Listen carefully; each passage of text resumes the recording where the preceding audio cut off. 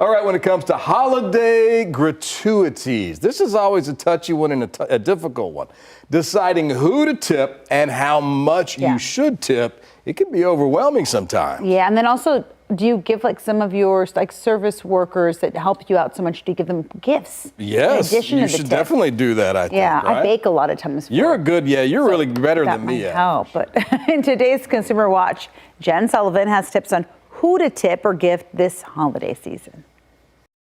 It's the season of giving, but when it comes to tips, who should you give to and how much? Tip who's really gone out of their way to make your life easier this year. Ted Rossman works at personal finance company Bankrate.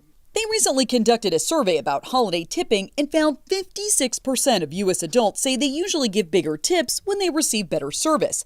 But they also found fewer people plan to tip this holiday season. A lot of people are cutting back, but some, especially high earners, are giving as much or more. Bankrate came up with a list of the most common people to tip in the U.S., starting with housekeepers. Tips range anywhere from $20 to more than $50, depending on the service, their survey found. And it doesn't have to be cash. The U.S. Postal Service doesn't allow employees to accept cash, but if you want to show your mail carrier appreciation, they can accept a gift of less than $20 or something like baked goods.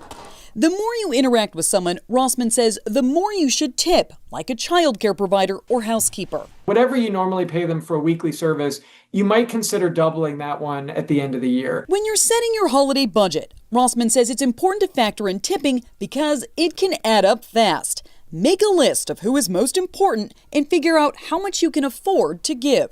For Consumer Watch, I'm Jen Sullivan.